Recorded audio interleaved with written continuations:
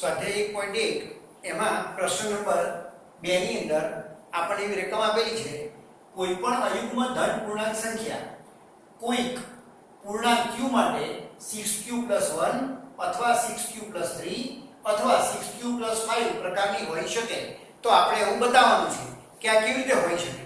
તો સૌથી પહેલા આપણે અહીંયા એવું ધારી લઈએ કે ધારો કે a अयुग्म धन पूर्णांक है b बराबर 6 અને q કોઈ પૂર્ણાંક છે। હવે આપણે લઈ શકીએ કે યુક્લિડની ભાગાકારના પૂર્વ પ્રમેય અનુસાર યુક્લિડના ભાગાકારના पूर्व प्रमेय प्रमाणे a बराबर 6q + r જ્યાં 0 ≤ r < 6 એટલે કે r ની કિંમત 0 હોઈ શકે 1 હોય 2 હોય 3 હોય 4 હોય 5 હોય 6 હોઈ શકે નહીં। તો અહીંયા લખી શકાય માટે r બરાબર 0 1 2 3 4 અને 5 લઈ શકાય। હવે તમે વારાફરતી મૂકતા જાઓ જો r બરાબર 0 મૂકો તો a બરાબર 6q મળે, r બરાબર 1 મૂકો તો a બરાબર અહીંયા 1 મૂકીએ તો શું થાય આપણને 0 મૂકીએ છીએ તો 6q મળે છે, 1 મૂકીએ તો 6q + 1 મળે, r બરાબર 2 મૂકીએ છીએ તો આપણને a બરાબર 6q + 2 મળે, r બરાબર 3 મૂકીએ તો a બરાબર 6q + 3 મળે, r બરાબર 4 મૂકીએ તો a બરાબર 6q + 4 અને r બરાબર 5 હોય તો a બરાબર 6q + 5। હવે આની અંદર ત્રણ સંખ્યા એવી છે કે જે 2 વડે વિભાજ્ય છે તો તમે કઈ કહી શકો એટલે કે અહીંયા જુઓ કે 6q + 2 અને 6q + 4 આ 2 વડે વિભાજ્ય છે એટલે કે યુગ્મ છે એટલે લખી શકાય 6q + 2 અને 6q + 4 એ 2 વડે વિભાજ્ય છે એટલે કે આ અયુગ્મ હોઈ શકે નહીં। 2 વડે વિભાજ્ય એટલે યુગ્મ હોય, અયુગ્મ હોઈ શકે નહીં। તો અયુગ્મ કોણ હોઈ શકે તો બાકીના જે વધે એ અયુગ્મ હોઈ શકે માટે 6q + 1 જે આપણે સાબિત કરવાનું છે 6q + 3 જે આપણે અહીંયા છે અને 6q + 5 અયુગ્મ ધન પૂર્ણાંક હોઈ શકે।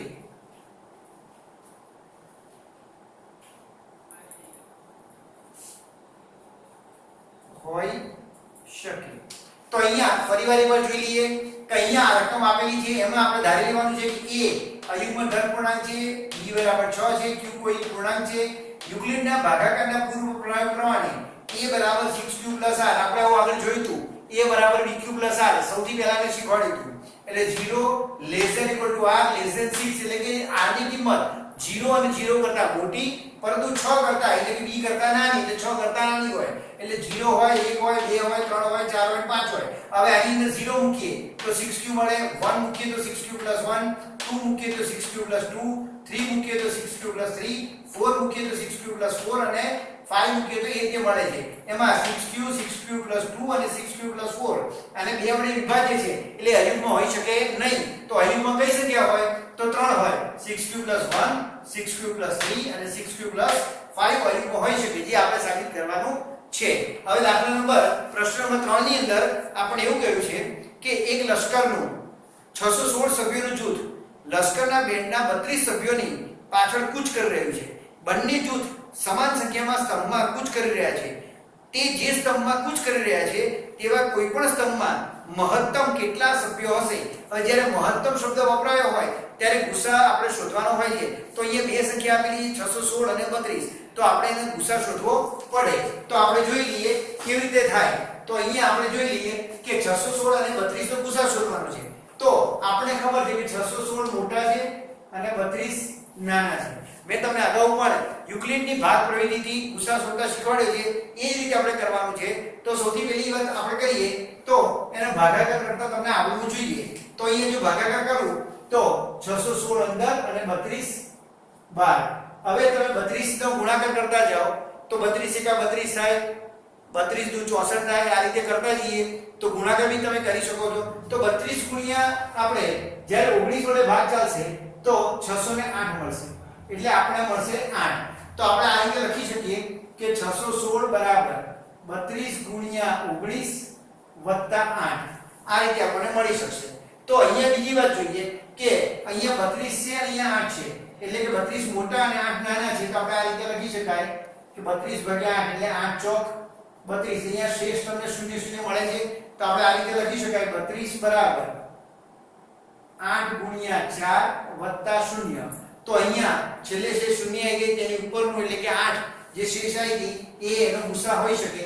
તો આપણે લખવાનું કે ગુસા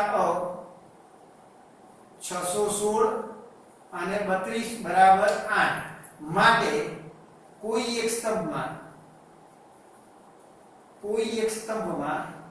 મહત્તમ 8 સભ્યો હોય.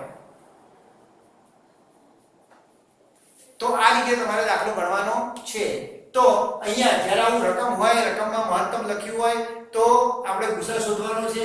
અને 616 અને 32 નો ગુસા યુક્લિડની ભાગ વિધિથી આપણે શોધી કાઢવાનો છે. અને આપણે લખવાનું છે કોઈ એક સ્તંભમાં મહત્તમ 8 સભ્યો હોય જે આપણે ગુસા મળે એ. અને અહીંયા પણ તમે લખશો એટલે પ્રેક્ટિસ કરશો તો આવી જશે. હવે આપણે આગળ દાખલો જોઈએ.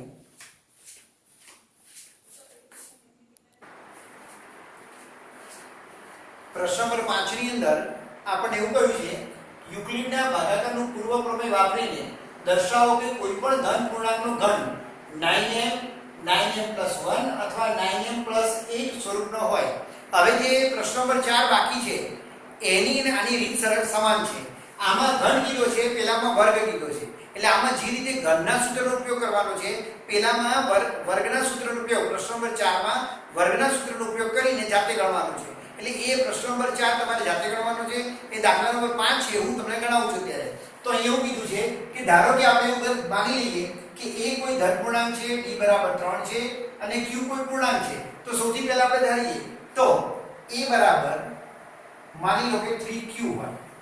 હવે એ 3q હોય, હવે આપણે ઘનની વાત કરીએ છીએ તો ઘન કરવા માટે બંને બાજુ ઘન કરવા પડે. માટે આપણે આવું લખી શકીએ a ઘન બરાબર 3q નો ઘન. તો આવું પણ લખી શકાય કે a ઘન બરાબર 27q નો ઘન. હવે અહીંયાથી આપણે 9 બહાર કાઢી દઈએ તો a ઘન બરાબર 9 અને અહીંયા 3q નો ઘન. તો આપણે આમ લખી શકીએ બરાબર 9m, જ્યાં m બરાબર 3q ઘન. તો આ પહેલી વાત થઈ. તો 9m ની વાત થઈ ગઈ, આવી ગયો. હવે બીજાની વાત કરીએ તો a બરાબર 3q+1 ની વાત કરીએ તો માટે a ઘન બરાબર 3q+1 એનો ઘન કરીએ તો અહીંયા a ઘન બરાબર 3q નો ઘન, 3q+1 નો ઘન a વત્તા b આખાના ઘનના સૂત્રનો ઉપયોગ કરવાનો. મેં તમને આગળ સૂત્રો લખાયેલા છે. તો અહીંયા આપણે લખીએ 27q નો ઘન પ્લસ 27q નો વર્ગ પ્લસ 9q પ્લસ 1. હવે અહીંયાથી બધામાં 9 કોમન કાઢીએ તો અહીંયા આપણે શું રહેશે, અહીંયા ઉપર લખું છું તો અહીંયા આપણે લખીએ માટે a ઘન બરાબર 9 કોમન કાઢીએ છીએ તો અહીંયા આવું રહેશે 3q ઘન plus 3q square plus q અને પ્લસ 1. જો q પણ કોમન કાઢી શકીએ તો અહીં q પણ નીકળી શકે. તો અહીંયા આપણે લખી શકીએ કે અહીંયા 9m+1 જ્યાં m બરાબર 3q ઘન પ્લસ 3q સ્ક્વેર અને પ્લસ q આવું લખી શકાય. એટલે આપણું પહેલું અહીંયા સાબિત થઈ ગયું 9m, બીજું 9m+1 અહીંયા સાબિત થઈ ગયું. હવે ત્રીજું વાત કરીએ કે a બરાબર 3q+2 માટે આપણે ઘન કરીએ તો a ઘન બરાબર 3q+2 નો ઘન. અહીંયા ફરીથી a વત્તા b આખા સપાટી ઉપર ઘન a + b કૌંસની ઉપર ઘનના સૂત્રનો ઉપયોગ કરવાનો છે. મેં આગળ સૂત્રો મોકલેલા છે શરૂઆતમાં, એ જોવાના એટલે આવડશે. તો અહીંયા આપણે ફરીવાર ઘન કરીએ તો માટે a ઘન બરાબર 27q નો ઘન પ્લસ 54q નો square plus 36q plus a. ફરીથી અહીંયા 9 કોમન કાઢીએ તો અહીંયા 3q ઘન plus 6q square plus 4q અને પ્લસ અહીંયા a. તો માટે લખી શકાય 9m પ્લસ a. તો જ્યાં m બરાબર 3q ઘન plus 6q square plus 4q આવી રીતે લખી શકાય. તો આપણે જે સાબિત કરવાનું હતું એ થઈ ગયું 9m 1 અને 9m a. અહીંયા 9m પછી 9m 1 અને 9m a. આ કોઈ પણ ધન પૂર્ણાંકનો ઘન આ સ્વરૂપનો હોઈ શકે. તો આ જ રીતે તમારે પ્રશ્ન નંબર 4 ની અંદર પણ સ્ક્વેર કરીને કરવાનું છે. આ જ રીતે બતાવવાનું છે, સેમ જ રીત છે. તો તમે જાતે કરી શકશો અને તમારે ઘનના અને વર્ગના સૂત્રો આવડવા જોઈએ. જેમ કે a + b હોલ સ્ક્વેર હોય, a² + 2ab + b². તો એ તમને આવડે તો તમે એ સૂત્ર પ્રમાણે કરી શકશો. અહીંયા ઘનના સૂત્ર છે, ઘન કીધો છે એટલે ઘનના સૂત્ર, વર્ગ કીધો હોય તો વર્ગના સૂત્ર વાપરવાના છે. એટલે કે તમારે આ સ્વાધ્યાયની પ્રેક્ટિસ સારા એવા પ્રમાણમાં કરવાની છે અને તો જ આવડશે. તો હવે નેક્સ્ટ વખતે આપણે સ્વાધ્યાય 1.2 જોઈશું.